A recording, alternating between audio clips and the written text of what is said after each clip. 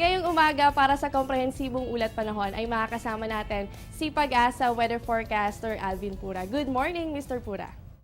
Good morning sa iyo, Jessie, at good morning din sa inyong mga viewers. Mr. Pura, nakikita natin base sa mga models na ang onset ng El Nino phenomenon ay maaaring mangyari sa buwan ng Hunyo ngayong taon.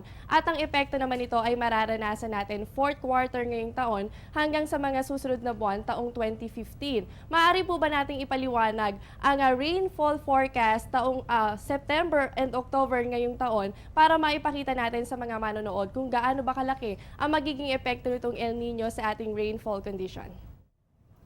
Yes, Jessie, posibleng ang magsimula or pumasok yung ating El Nino sa buwan ng Hunyo hanggang Hulyo. Pero ang mga pagulan natin sa buwan ng Hunyo at Hulyo ay halos parehas pa lang or malapit sa normal or sa averages.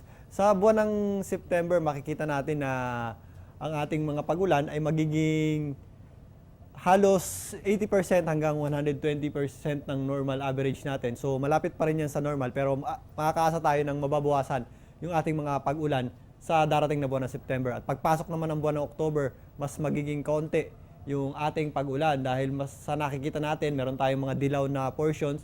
Yan po ay magiging 40 hanggang 80% ang ating normal average. So mas mababa po yan sa normal average. Bukod dyan, meron tayong tinatawag na weak at moderate hanggang strong na El Nino. So base sa ating mga forecast, maaaring weak hanggang moderate yung ating El Nino dahil sa bilang ng ulan or sa bawas ng ulan natin. At yan po ay makakaapekto sa ulan na matatanggap natin kung weak or moderate or strong yung El Nino natin.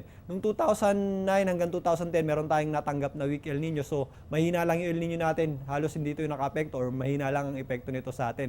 Subalit noong 1998, meron tayong strong El Nino o halos nagbigay ito ng tagtuyo talaga dito sa ating bansa. Kung matatandaan nga natin, yung last El Nino natin, ito yung strong at nagbigay nga ng water shortage lalo na dito sa Metro Manila. At ngayon sa inaasahan nating mangyayaring El Nino, ang onset nga nitong darating na June, asahan natin ang reduced rainfall pagdating sa atin September and October. Next question natin, Mr. Alvin. Ngayon ay dahil sa patuloy na mainit na panahon, nagkukulang na itong mga dam natin. Meron ba tayong nakikitang weather condition na maaaring mag-replenish nitong mga nagkukulang nating dam?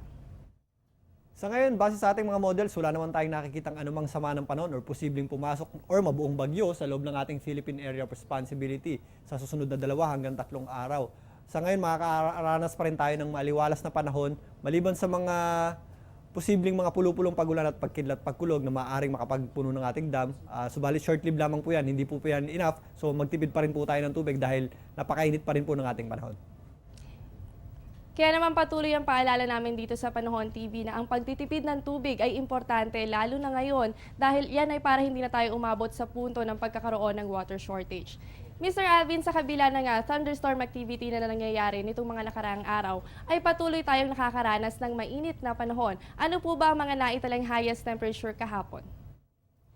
Kahapon para dito sa Quezon City, nakapagtala tayo ng 36.2 degrees Celsius. Isa po yan sa pinakamataas sa ngayon taon ito para sa Quezon City. Dito naman sa area ng Tugigaraw or Subic hanggang sa area ng Naiya, 37.8 degrees ang ating naitala. Dito po sa Cabanatuan, 37 degrees Celsius naman. At dito nga sa Science Garden, 36.2. Isa nga po yan sa pinakamataas para sa Science Garden or sa Quezon City.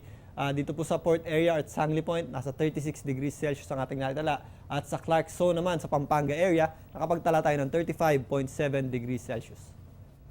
Kaya naman paalala pa rin namin dito sa Panahon TV na huwag po natin kakalimutan ang pagdadala ng tubig. Yan ay para mapanatiling normal pa rin yung temperatura ng ating katawan sa kabila ng mainit na panahon. Panghuling katanungan po, ngayong araw ng Huwebes, ano ba nga asahan nating lagay ng temperatura base sa inyong 5 AM weather forecast? Fair weather pa rin ang ating inaasahan sa ngayon. Wala naman tayong bagyo or low pressure area na posibleng makaapekto sa anumang bahagi ng ating bansa at wala rin tayong inaasahan na papasok na anumang sama ng panahon. Easterlies pa rin ang ating hangin na inaasahan. Yan po ang hangin na nanggagaling sa Silanganin. So ang buong bansa po, magiging maliwalas ang panahon natin, maninipis lang po ang ating kaulapan, lalo na sa umaga. Subalit pagsapit ng hapon at gabi, nagiging maulap po tayo at mayroon tayong mga posibilidad or mga chances na mga localized or isolated na mga rain showers at thunderstorms. Yan po yung mga biglaang pagbuhos ng ulan na hindi naman natin inaasahan na tatagal. Sa mga papasok sa opisina, wag po natin kakalimutan yung pagdadala ng payong dahil may posibilidad pa rin ng mga isolated rain showers or thunderstorms, lalo na pagsapit ng hapon o gabi. Ayon nga yan kay Mr. Pura. Nakasama nga natin si Pag-asa Weather Forecaster Alvin Pura.